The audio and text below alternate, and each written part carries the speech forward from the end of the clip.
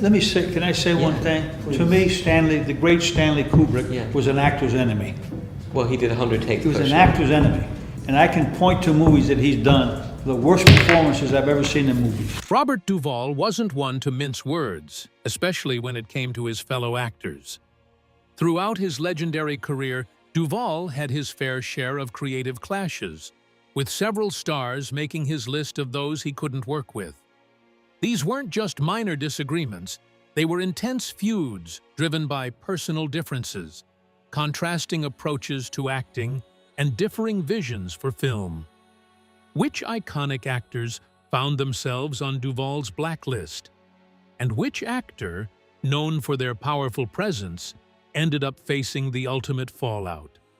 Trust us, the last name will definitely surprise you. Gene Hackman. When Robert Duvall and Gene Hackman worked together, it seemed like a perfect pairing on paper. Both were legendary actors known for their dedication and commitment to their craft. Their careers had taken them through similar gritty roles, and they shared a no-nonsense approach to acting. However, despite these common traits, their working relationship was far from harmonious. The two actors circled each other for years, appearing in similar films and often facing off in the same roles. But they didn't often share the screen. When they did, the chemistry was noticeably off. While they never engaged in public shouting matches, a quiet tension simmered beneath the surface. Insiders who worked with them could feel the unspoken rivalry between the two men. In The Conversation, a 1974 film, their relationship came to a head. Despite sharing a few scenes, the atmosphere on set was cold. There were no fights or confrontations, but the tension between them was palpable. Duvall, known for his sharp tongue and blunt attitude, had little patience for what he saw as Hackman's loud and often overbearing presence. Hackman, for his part, didn't hold back either, and his response to Duvall's behavior was telling. Hackman once described Duvall as an actor's enemy, pointing out how Duvall would often act as if he were not just an actor, but also a director. Duvall's constant suggestions for dialogue changes and his involvement in the blocking and delivery of scenes were not to Hackman's liking. To Hackman, that wasn't collaboration, it was control. Duvall's insistence on being more than just an actor didn't sit well with Hackman, who preferred to stick to the script and let the director make the final decisions. People who watched The Conversation to learn about Duvall and Hackman showed interest in their work together. The two actors became rivals when Gene Hackman answered the interview question about his preferred actor partners by saying he works with people who lack pretensions. Duvall walked between two roles as an actor and a creative partner, but the statement affected him. The statement about Duvall's acting method remained unspoken between them, although it created obvious conflict between them. No peace efforts occurred between Duvall and Hackman after they finished The Conversation. After completing their project together, Duvall and Hackman moved on to another project. The two actors from Hollywood maintained their distance because they never worked together and never appeared in public together.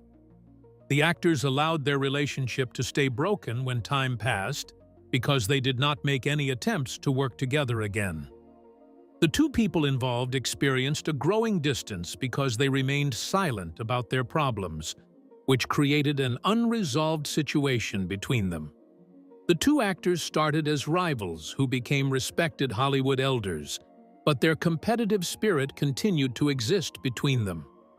Their professional relationship ended without any common recognition or public events, which made their friendship active again or showed their friendship. The two men ended their professional relationship through their deliberate decision to maintain silence between each other. Duvall never explained his conflict with Hackman to the public because he preferred to maintain his standard approach. He allowed the silence to serve as his method of communication.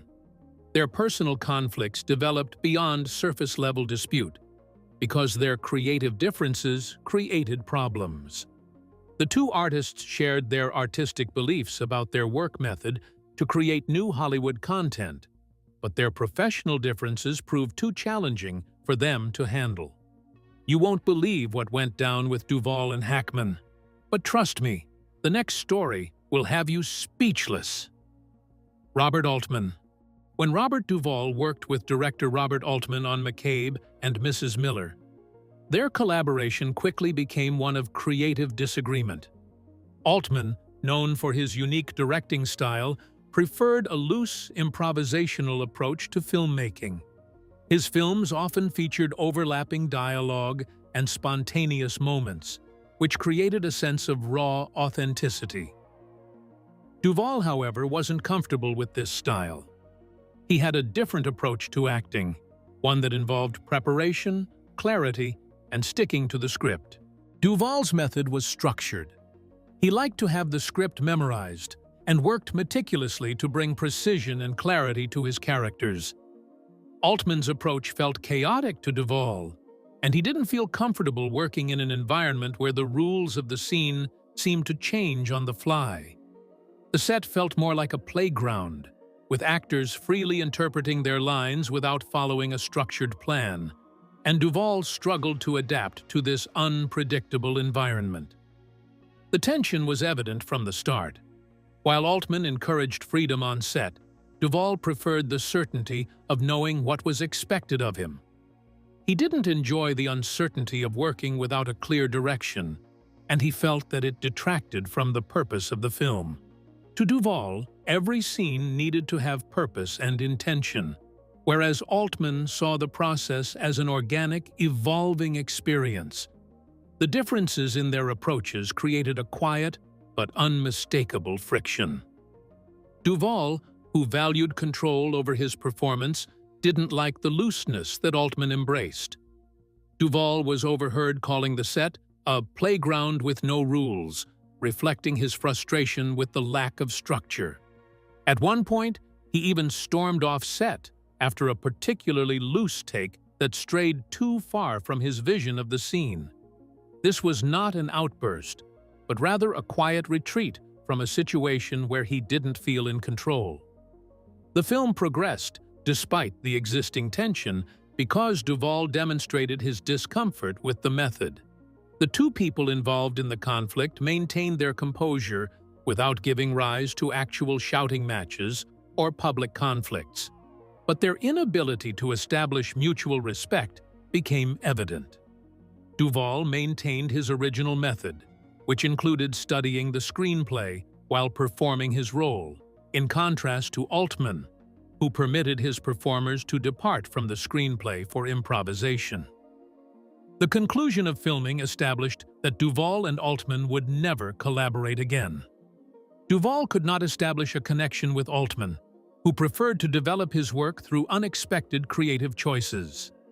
The unclear creative process of Altman's style made Duvall disheartened because he could not understand how to proceed with his work. The men finished their professional relationship through a chilly handshake, which prevented them from resolving their existing disputes. Duvall achieved a prosperous extended profession, while Altman maintained his filmmaking career, which received critical acclaim for its distinctive artistic approach. The two people never worked together again because they had an unspoken agreement to avoid any future creative collaborations. The silence between them showed their unresolvable conflict because their filmmaking methods were too different to allow them to work together. The reason for their falling out went beyond their filmmaking methods because they had different fundamental beliefs about artistic expression and partnership. Two creative artists in Hollywood who need to work together to succeed find it difficult to reach a consensus because of their visionary artistic differences. Duvall wanted to safeguard his artistic work, while Altman preferred to document events as they occurred. Keep your seat, because the next one is on another level of tension. Henry Hathaway. Robert Duvall's experience with director Henry Hathaway was marked by tension and creative differences.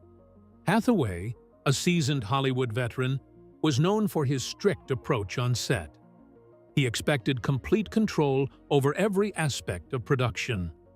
In contrast, Duvall, though still an up-and-coming actor, had developed his own way of working, which included challenging directors and pushing for more depth in the performances.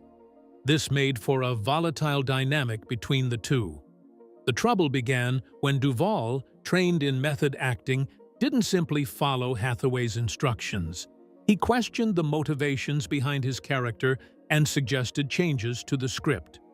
Duvall was committed to getting to the core of the character, seeking emotional authenticity, while Hathaway prioritized efficiency and precision. This difference in their approaches to filmmaking led to continuous friction on set. As the days went by, the tension only grew. Hathaway, used to being the one who called all the shots, became frustrated with Duvall's persistent push for creative freedom. It wasn't an explosive confrontation. Rather, it was a quiet, steady clash of wills. Hathaway wanted things done quickly and by the book, while Duvall was after something more nuanced, a deeper exploration of the material that didn't fit into Hathaway's vision. At one point, it became so bad that Hathaway reportedly walked off set twice, not out of anger, but because he felt his authority was being undermined. Duvall didn't yell or demand anything, but he didn't back down either. For the duration of their time together on Hathaway, who had always been used to getting his way. This quiet standoff continued for the duration of their time together on the film. Duvall maintained his complete composure throughout the entire situation. He believed that work must achieve more than just technical accuracy because he refused to fight Hathaway. Duvall prioritized the emotional reality of the performance because he considered it more important than the performance's speed and structure. Hathaway, who spent multiple years working in the industry, failed to recognize the requirement for such comprehensive execution. Duvall received his first Oscar for Tender Mercies because the project reached its conclusion, while Hathaway received limited recognition during the film's promotional activities and award season. Hathaway disappeared from public view, while Duvall won most of the awards. The relationship between them had reached this point, which showed how things had developed. The film required Hathaway to perform as a supporting character because he and Herzog had different creative approaches. Duvall expressed that he wanted the story to succeed when he discussed his experience from those years. He wanted to avoid mentioning Hathaway because he preferred to keep their partnership difficulties a secret. Duvall used his filmmaking methods to create authentic and truthful work because he believed that an artistic director's honor should not guide his filmmaking methods.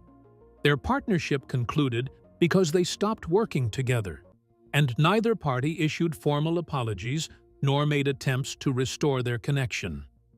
People in filmmaking who depend on team efforts often find that unspoken moments make stronger impressions than whatever words are spoken between them. John Wayne. John Wayne and Robert Duvall's clash on the set of True Grit is one of the most well-known stories in Hollywood history. Duvall, still a rising star, didn't exactly follow the traditional Hollywood rules when he arrived on set. Known for pushing boundaries, Duvall quickly clashed with Wayne's old-school approach to filmmaking. Wayne, a seasoned veteran and Hollywood icon, expected respect and discipline from everyone on set, especially from younger actors. Duvall didn't deliver the respect Wayne expected. He challenged the direction, questioned the line readings, and didn't fall in line with the traditional way of doing things. Wayne, who had been a giant in Hollywood for years, saw this as a blatant sign of disrespect. For him, there was no room for questioning authority, especially on a set that he was used to running with strict control. The tension between the two men grew over time. Wayne's patience wore thin as Duvall continued to push back against his authority. At one point, Wayne reportedly warned Duvall that if he didn't stop challenging the director, he would knock him out right there on set. This wasn't just a threat.